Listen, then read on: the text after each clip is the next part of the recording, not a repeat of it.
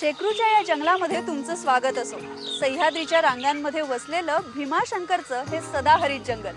उन्हाच्या तलखीमधून इथे आलं की या जंगलाची खरी महती कळते। पण असं म्हणतात या जंगलाची शान दिमाग हळूहळू कमी होत चाललाय।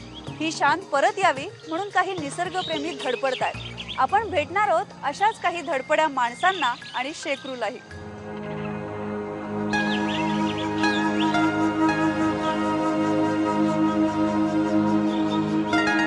एरवी नुसती निसर्गातली सफर म्हणून पाहिलेलं हे जंगल जवळून पाहता येईल अशी आम्हाला खात्री होती।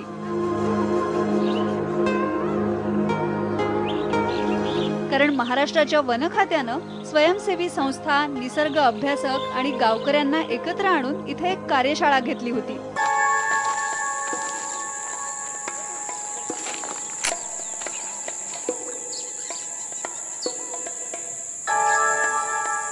उन्हाळा नुकताच सुरू झालेला, पण या जंगलात पानगळ अशी होतच नाही। जंगल बाकीच्या ऋतूत दिसतं तेवढंच दाट होतं।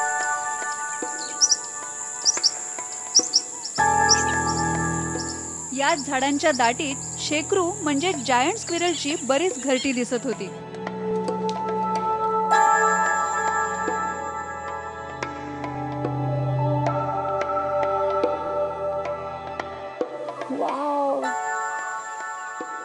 भीमाशंकरला आलो आणि शेकरू दिसलं नाही असं सहसा होत नाही। पण या उंच उंच झाडांच्या जंगलात त्याचा माग घेत फिरावं लागतं। त्याचा आवाजाचा वेध घ्यावा लागतो, त्याची घरटी शोधावी लागतात। तेव्हा कुठे हे शेकरू आपल्याला दर्शन देतं।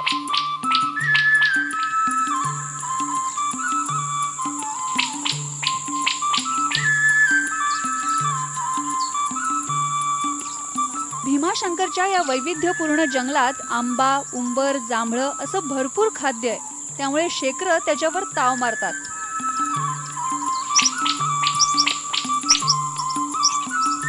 भीमाशंकर मंदिराच्या खालच्या बाजूच्या या जंगलात शेकरू आणि त्यांची घरटी मोठ्या प्रमाणात आहेत। या घनदाट जंगलात शेकरांचा एवढा वावर आहे म्हणूनच तर इथे अभयारण्य घोषित झालं 1985 साली आणि तेव्हापासून शेकरू हे महाराष्ट्राचं मानचिन्ह झालं। IIScच्या संशोधक रेनी बॉजेस गेली 26 वर्ष या जंगलात येतात। हे जंगल 1985 साली अभयारण्य म्हणून घोषित झालं तेव्हाच त्या शेकरूवर PhD करण्यासाठी इथे आल्या। हर शेकरू का यूनिक इंडिविजुअल पर्सनालिटी है, तो जब हम शेकरू को हर रोज़ देखते हैं तो वो पर्सनालिटी हम महसूस कर सकते हैं। 1985 में जब मैं आई थी तब मुझे याद है कि नादिया कोमानीची वो जिम्नास्टिक्स में बहुत मेडल्स और बिल्कुल 10 out of 10 K marks mill गई थी उनकी।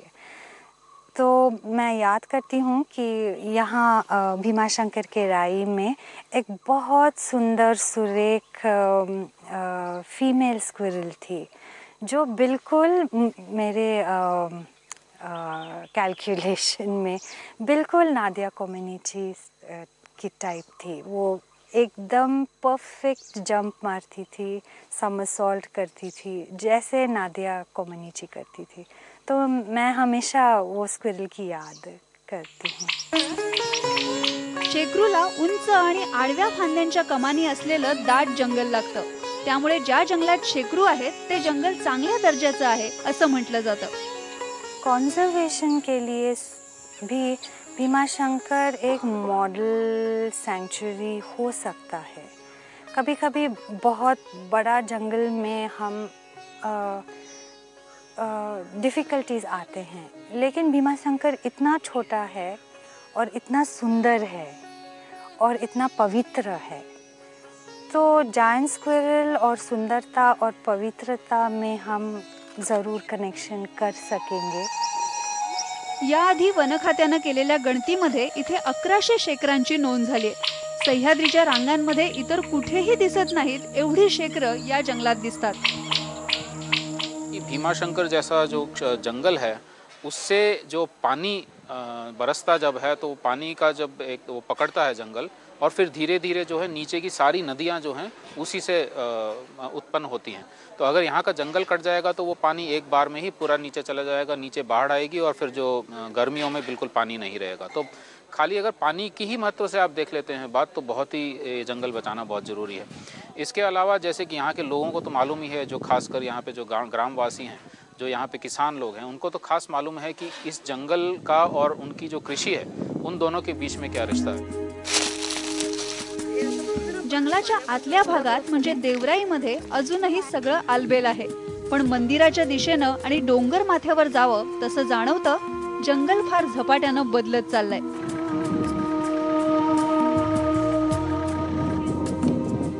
जंगलाची हद्द आकसतेय आणि त्याचबरोबर शेकरूचीही।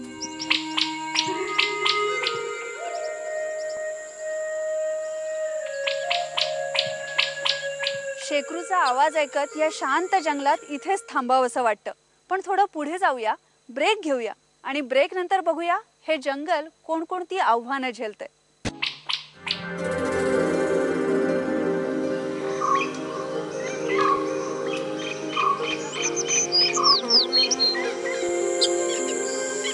भीमाशंकरच्या जंगलात भीमा नदीचा उगम होतो।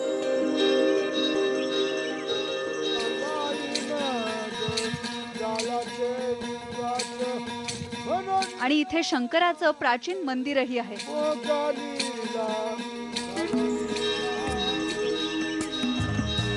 हे मंदिर 12 ज्योतिर्लिंगांपैकी एक आहे, त्यामुळे देशभरातून इथे लाखो भाविक येतात। भगवान शंकराच्या श्रद्धेने येणारे हे भाविक या मंदिराचं, जंगलाचं पावित्र्य मात्र राखत नाहीत। ही कुठली कचराकुंडी नाहीये, हे भीमा नदीचं पात्र आहे। मंदिराच्या परिसरामध्ये भाविकांनी आणि पर्यटकांनी टाकलेला सगळा कचरा, प्लास्टिक हे असं ओढ्याबरोबर वाहत येतं आणि झाडांच्या मुळांशी अडकून पडतं। हेच प्लास्टिक जेव्हा पुढे जंगलात वाहून जात असेल तेव्हा जंगलाचं काय होत असेल, कल्पना करा। निसर्ग साहस संस्थेचे धनंजय कोकणे त्यांच्या कार्यकर्त्यांसोबत इथे कित्येक वर्ष येतात।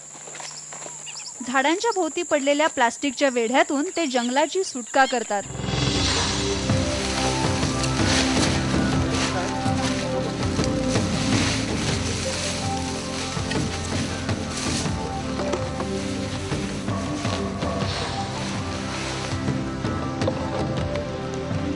एका वर्षी तर महाशिवरात्री नंतर या कार्यकर्त्यांनी इथे 35 ट्रक प्लास्टिक गोळा केलंय।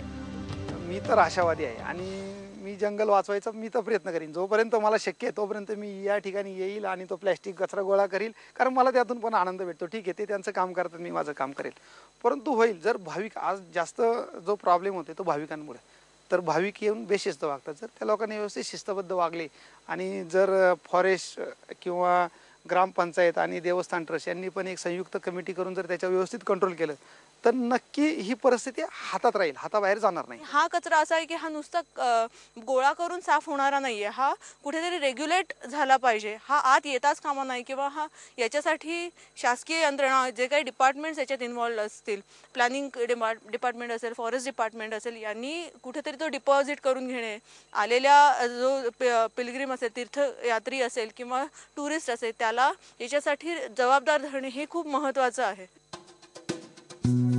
दरवर्षी हे जंगल सुमारे 6 लाख भाविक आणि पर्यटकांचा लोंढा पेलत असतं।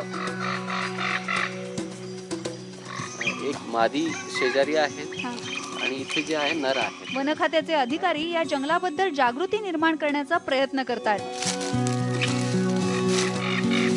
पण या जंगलाचं महत्त्व आपण लक्षातच घेतलेलं नाही अशी त्यांची तक्रार आहे। या भागामध्ये एकतर कचरा खूप निर्माण होतोय, तर याबाबत आम्ही मंदिराचे विश्वस्त आणि विक्रेता, गावकरी, स्वयंसेवी संस्था या सगळ्यांचा समावेश आम्ही चर्चा केली आणि सगळ्यांनी सांगितले की आम्ही हे कचरा निर्माण करत नाही, बाहेरून आलेले लोक फेकतात। आणि दुसरं जे आहे, लोकप्रतिनिधीशी बोललो, ते पण सहमत झालेलं आहे आणि सर्वांची सहमत राहिला आणि पुढच्या वर्षापासून आम्ही कायद्यामध्ये जे काय तरतुदी आहे त्या तरतुदीचा वापर करून घाण करणाऱ्या लोकांवर आम्ही कायदेशीर कारवाई करू इच्छितोय आणि भाविकांनी देखील आम्हाला सहकार्य दिला आणि इथले कचरा जे तयार होतं ते प्रतिबंध घालणे किंवा त्याच्या कमी करण्यामध्ये मदत होईल आम्हाला. जंगलात फिरा, पण इथं डिस्टर्बन्स प्राण्यांना माझ्या होता नाही. शेकरू जे आहे ते तुमचं आहे, माझं आहे, त्याच्याबद्दल त्यांना थोडीशी माहिती द्यावी लागते. शेकरू म्हणजे काय हे काही लोकांना माहिती पण नाही आहे, तर त्याच्याविषयी महाराष्ट्राचे ते मानचिन्ह आहे, म्हणजे समजून द्यावं लागतं की ते असं असं आहे.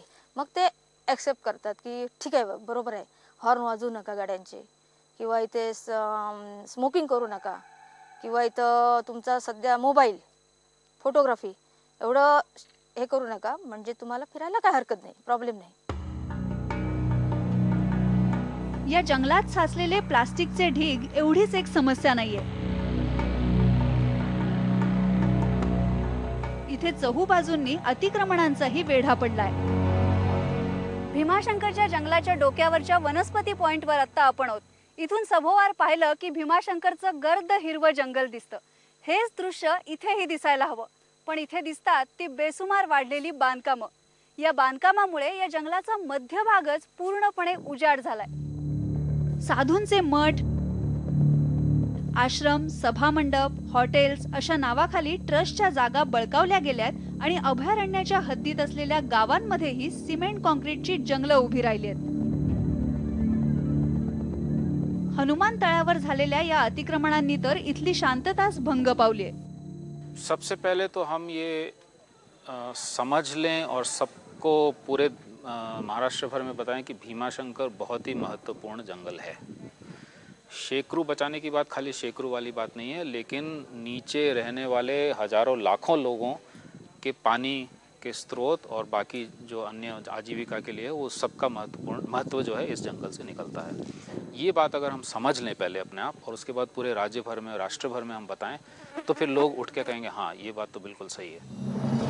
भीमाशंकर अभयारण्याच्या हद्दीत तर अतिक्रमण आहेतच,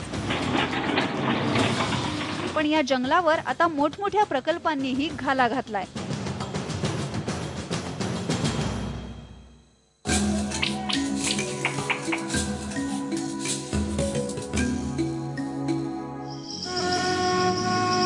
भीमाशंकर अभयारण्याच्या 130 चौरस किलोमीटरच्या हद्दीत शेकरूला, इथल्या उंच झाडांना संरक्षण तरी आहे, पण अभयारण्याच्या चहूबाजूंनी एक एक प्रकल्प या जंगलावर घाला घालत चाललाय.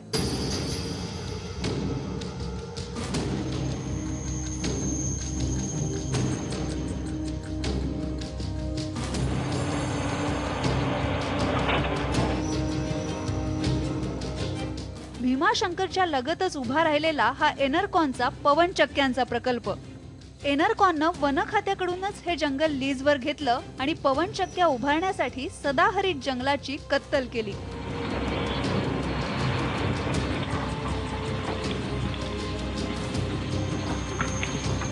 इनरकॉन कंपनीनं जंगलाच्या हद्दीमध्ये केलेलं हे प्लास्टिक, तुम्ही जर सरळ खाली नजर टाकली तर सदाहरित जंगलाचा पट्टा दिसतो. हा पट्टा भीमाशंकर जंगलापासून अवघ्या 1.5 किलोमीटर अंतरावर आहे आणि पवनचक्क्यांच्या या प्रकल्पासाठी कंपनीनं या सगळ्या सदाहरित जंगलाची कत्तल केली. भीमाशंकरच्या पायथ्याशीच असलेल्या एका गावातले अतुल काळे एनरकॉन विरुद्ध आवाज उठवतायत. माहितीच्या अधिकाराचा आधार घेऊन कोर्टात लढतायत. पवनचक्क्यांच्या नावाखाली होणारी ही जंगलाची कत्तल थांबवा अशीच त्यांची मागणी आहे. इनरकॉन कंपनी या ठिकाणी पवनचक्क्या बनवत आहे आणि हे दिसतं हे पवनचक्क्याचं फाउंडेशन आहे आणि आपण ज्या ठिकाणी उभा आहे तो सह्याद्रीचा टॉप आहे आणि ह्या इथनं जवळच म्हणजे मॅक्झिमम 1.19 किलोमीटर इथं सँच्युरीची हद्द आहे. हे ठिकाण म्हणजे या ठिकाणी खूप पाऊस पडतो पावसाळ्यामध्ये आणि ह्या भागातनं 3 नद्यांचा उगम आहे आणि ह्या 3 नद्या या खेडमध्ये भामास, खेड, कडमोड आणि चासकमान असे 3 डॅम आहेत आणि 3 डॅमचा हा कॅचमेंट भाग आहे आणि भविष्यात इथं झाडं तुटण्यामुळं वन्यजीव इथं थांबायचे नाही आणि सध्या या पवनचक्क्यासाठी जे रस्ते बनवतात त्याच्यासाठी मोठ्या प्रमाणात ब्लास्टिंग होत आहे. त्याच्यासाठी कोणाचीच परमिशन नाही त्याच्यामुळे. अतुल काळेंसारखी माणसं या जंगलासाठी लढतायत कारण जंगलाच्या पायथ्याशी राहणाऱ्या सगळ्याच गावकऱ्यांना या जंगलाचं मोल माहीत आहे. मैं आपको कहानी येलवली की बताऊंगी कि हम उनके साथ जो विजन की चर्चा कर रहे थे तो हम उनसे कह रहे थे कि यहाँ का जंगल आपको क्या लगता है बदल गया है पिछले 20 साल में? उन्होंने कहा भीमाशंकर के अंदर का जंगल ज़्यादा तो नहीं बदल गया। तो हमने कहा कि फिर क्यों वाइल्ड लाइफ कम हो रहा है आपको लगता है? तो उन्होंने हमसे कहा कि आप थोड़ा बाहर देखिए, क्योंकि ये जो हमारी धारणा बन गई है एक मिथ कि कंजर्वेशन सिर्फ प्रोटेक्टेड एरिया के लिमिट में ही हो सकता है, ये बड़ी खतरनाक धारणा है। क्योंकि अगर हमें कंजर्वेशन करना है तो हमें प्रोटेक्टेड एरिया के बाहर ज़्यादा देखने की ज़रूरत है कि उसके आसपास क्या हो रहा है। और खरपूड़ उसमें परफेक्ट एग्जाम्पल है। हम विंड मिल जैसे प्रोजेक्ट्स को चैलेंज नहीं करते हैं क्योंकि ग्रीन एनर्जी है, पर कोई भी प्रक्रिया करने से पहले मुझे लगता है कि उसका बेनिफिट और कॉस्ट देखना बहुत ज़रूरी है, चाहे वो विंड मिल ही क्यों ना हो। विकासाच्या नावाखाली होणारा हा जंगलाचा ऱ्हास वन खातं थांबवणार आहे की नाही हा या कार्यकर्त्यांचा सवाल आहे। आज एनर्कॉन आलं, उद्या आणखी कुणी येईल आणि यामध्ये जंगलाचा हकनाक बळी जाईल अशी भीतीही त्यांना वाटते। पण तरी सुद्धा या कार्यकर्त्यांनी आशा सोडलेली नाही।